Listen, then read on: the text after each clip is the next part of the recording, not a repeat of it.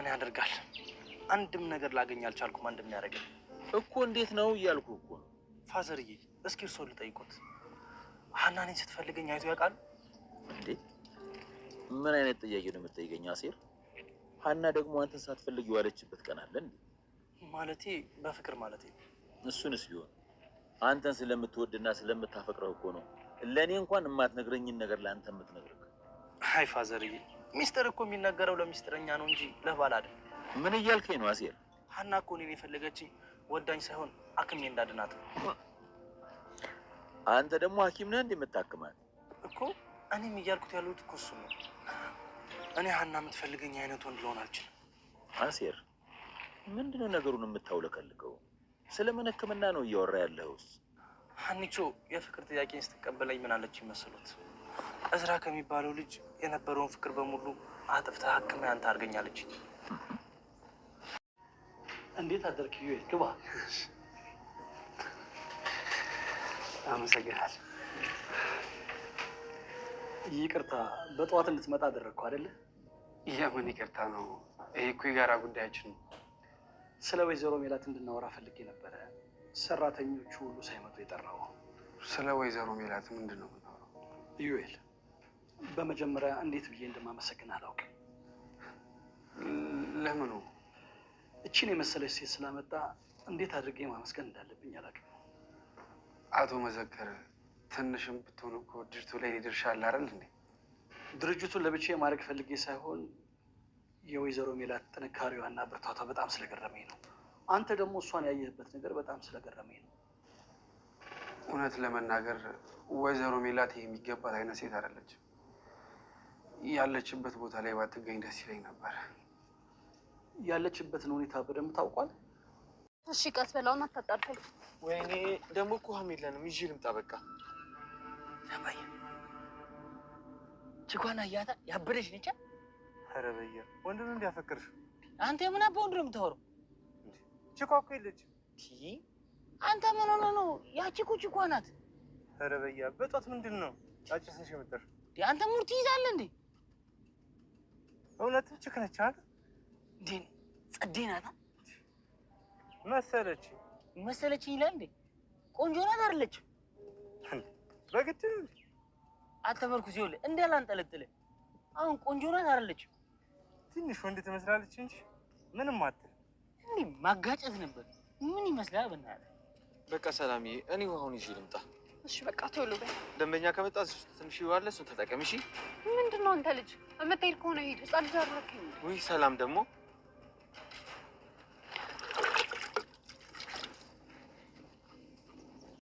ሰላም ለእናንተ ይሁን ውድ ኖላዊ ድራማ ቤተሰቦች እንዲሁም የቻናላችን ተከታታዮች በያላችሁበት የዓለም ዳርቻ ሰላማችሁ ይብዛ።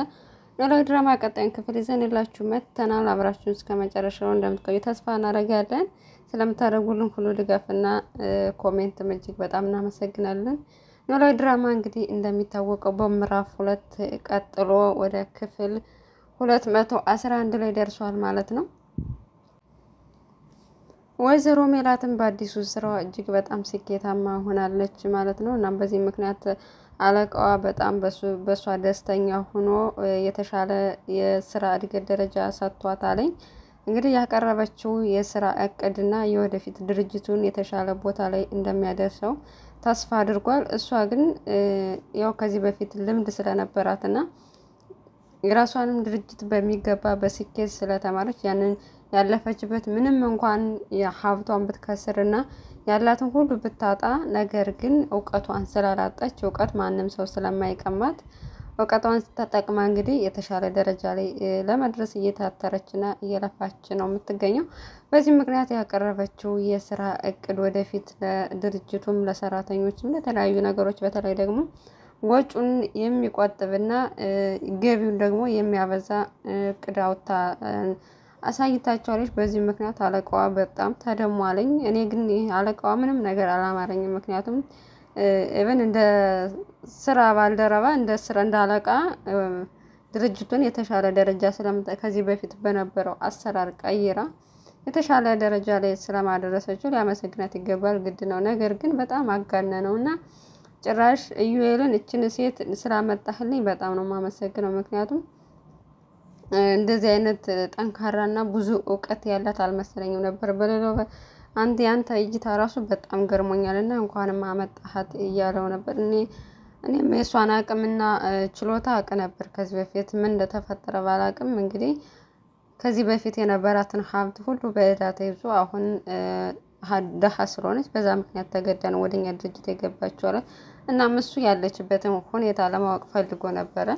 ማለት አሁን ላይ ምንድነው ያለችው ሁኔታ ያለችበትን ሁኔታ ምናልባትም ደግሞ ቤትም ተከራይቶ የተሻለ ደረጃ የተሻለ ቦታ ሊያኖራት ይችላል። ግን ደግሞ ያገባች እንደሆነ ምናልባት ከሷም እንደዚህ ጠንካራ ቆንጆ ጀግና ሴት ስለሆነች ፍቅር እንዳይዘው በጣም ነው የሚያሰጋው። ምክንያቱም እሷ ባላላት ባለትዳር ናት። ግን ደግሞ ባሏ ጥሏት ሄዷለኝ ማለት ነው ወደ አሜሪካ ሄዶ። እንግዲህ አቶ መስፍን አንድም ነገር እያገዛቸው አይደለም እና አለ ለማለትም ይከብዳል። ማለት እንዴት አባወራው ሆኖ እኔ በጣም የመስፍን ካራክተር ያናደዳል።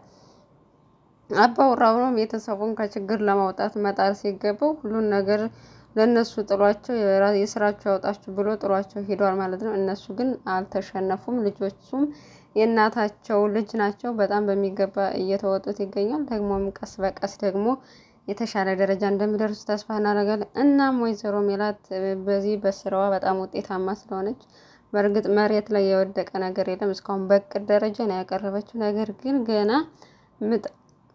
ከምጣዱ ያስታውቃል እንደሚባለው አያያዟ በጣም ደስ ስላለው ለምን የተሻለ የስራ ደረጃ አንሰጣትም ብሎ ለዩል አማክሯት ነበር። እኔ በሷ ችሎታ አልጠራጠርም፣ ነገር ግን እኮ ምንም አይነት የስራ የክፍት ቦታ የለንም አለው። እኔ ማረፍ እፈልጋለሁ። ስለዚህ ከኔ የተሻለ እሷ ደግሞ እውቀትና ድርጅቱን የተሻለ ቦታ ስለምታደርሰው በቃ በእኔ ፋንታ ተተካብሎ እናም የተሻለ የስራ ቦታ እንስጣት ብሎ ነበር። ነገር ግን ወይዘሮ ሜላትን በድብቅ ቀጥረዋት እሱም ሳይናገር እዩ እንደቀጠራት አስመስለው ነበር። ግን እሷ ፈቃደኛ አይደለችም ማለት ነው። አዲሱን የስራ እድገት መቀበል አልፈለገችም። ምክንያቱም እኔ አሁን ባለውበት የስራ ቦታ ላይ በጣም ደስታ ነኝ። ሲቀጥል ደግሞ ድርጅቴ በዕዳ ተያዘ እንጂ አልተዘጋም። ምናልባት ነገር ከተመለሰልኝ ወደ እሱ ልመለስ ስለምችል አሁን ላይ አልፈልግም ብላ ምግቡን እንኳን ሳትመገብ የጋበዟትን ምሳ ጥለው ሄዳለች ማለት ነው። በዚህ ምክንያት ምን እየተፈጠረ ነው ልታስረዳኝ ትችላለህ ወይ ብሎ ጠይቆት ነበር። እና ወይዘሮ ሜላት እንግዲህ እንደዚህ በጣም ግልፍተኛና ያትንኩኝ ባይናየት ሴት ስለሆነች ምናልባት ሰውየው ለእሷ አስቦ እንኳን የተሻለ ነገር ቢያደርግላት በቁጣና በግልፍተኝነት ስራዋን እንዳታጣው እፈራለሁ። በሌላ በኩል ሰላሚናም ከምናሴ ጋር ያለውን ስራ የዲስትሮ ስራዋን ቀጥለዋለች ማለት ነው። አሁን ላይ በጣም እየለመደች እና ጎበዝ እየሆነች ነው። እሷም በጣም ቤት ውስጥ ከመዋልና መስተንግዶ ከመስራት እንደውም ከወንድሟ ጋር ዝም እየተዳረቀች ቢሆን ብትሰራ በጣም ደስ ይላታል። እና በዚህም አጋጣሚ እንግዲህ እናቷን ወርቅ የሰረቀው ልጅ ወዷታል ማለት ነው። በዚህም እሷን በተደጋጋሚ እሷ ካለችበት ቦታ ለመጫማውም ሲቆሽሽም ሳይቆሽሽም ለማስጠረግ እየሄደ ነበር። ይህን ሁኔታውን ደግሞ ተገንዝቧል ምናሴ። በዚህ ምክንያት አንተ ሲጀመር ሌላ ነገር ፈልገው ነው እንጂ ጫማ ልታስጠርቅ አይመስለኝም የምትመጣው ብሎ በጣም ተናዶበት እንግዲህ ሰድቦም አባሮታል። በዚህ ምክንያት ሰላሚና ይቅርታ ጠይቃለች። ያደረገው ነገር ትክክል አይደለም፣ ግን ደግሞ በጣም ይቅርታ ብለዋለች ማለት ነው። እናም ልጅቷን በጣም ወዷታል። ስልኳንም ሰርቆ ወስዶባታል ማለት ነው። በሌላ በኩል ጆሮ ከሀና ጋር ያለው ነገር ግራ ገብቶታል፣ ምን ማድረግ እንዳለበት ማለት ነው። ምክንያቱም ሀና ከዚህ በፊት ከእዝራ ጋር ስትጣላ አክመኝና ያንተ አድርገኝ፣ እኔ በጣም ብዙ ቁስል አለብኝ ውስጤ፣ ነገር ግን አንተ ማከም ትችላለህ ብላ ነበር። እሱ ግን እየተረዳት አይደለም። በፊት ላግባሽ ብሎ ሲጠይቃተኝ ቤተሰቦች ችግር ላይ ያሉ እንዴት እንደዛ አይነት ጥያቄ ትጠይቅኛለህ ብለው ነበር። ከዛ ድጋሚ ከእናቷ ጋር ስትጣላም እሷ እንደገና በቃ አሁን ፈቃደኛ ነኝ ብትለውም እሱ ሊቀበለው አልቻለም ማለት ነው። ምክንያቱም አንቺ የምትፈልጊን ሲቸግርሽ ከሆነ ነገር ለማምለጥ ስትይ ነው መደበቂያ። በዚህ ምክንያት እንደዛ ስላላት አሁን ላይ ለእሷ የተናገረው ነገር ሁሉ እየጸጸተው ይገኛል ማለት ነው። በዚህ ምክንያት እንግዲህ በባለፈው ከዚህ በፊት ያለችው ሁሉ ነገር የተናገረችው ውሸትማ ሊሆን አይችልም፣ እኔ መረዳት ነበረብኝ። አሁን ላይ እንደዚህ አይነት ማለት በሚፈልገው ሰዓት አይደለም ያቀረብኩት ጥያቄውን ብሎ እየተጸጸተ ይገኛል። እናም ስራ እየሰራ አይደለም፣ በሱ ፋንታ እየሰራ ያለው ታምቹ ነው። እናም አባባ ኖላዊ ጋር ሄዶ ነበረ ስለደበረው አባባ ኖላዊም ሰበናብ ጋብዘውት በሀና ጉዳይ ነበር። በእርግጥ እሱ ስለ ሀና ለማውራት አልነበረም የሄደው። ነገር ግን አባባ ኖላዊ ያነሱበት እና በቃ እሷ እኮ ትወድሃለች፣ ትፈልግሃለች። ስለዚህ አንተ ደግሞ ባትፈልግህ ነው እንዴ ሚስጥርክን ሁላ እየሄደክ የምትነግርህ? ስለዚህ እሷ ትወድሃለች ምናምን እያለው በተቻሉት መጠን አባባ ኖላዊ እየመከሩት ይገኛሉ። እናም እንግዲህ ይመለሳሉ ወደ ድሮ ፍቅራቸው ብለን እናስባለን። ሀኒቾ ግን እስካሁን ወደ ቤተሰቦቿ አልተመለሰች። ይባስ ብሎ ደግሞ ሌላ ቡጥሌ ከእሷ ፍቅር ይዟታል ማለት ነው። እሷ ይህን ነገር አታውቅም።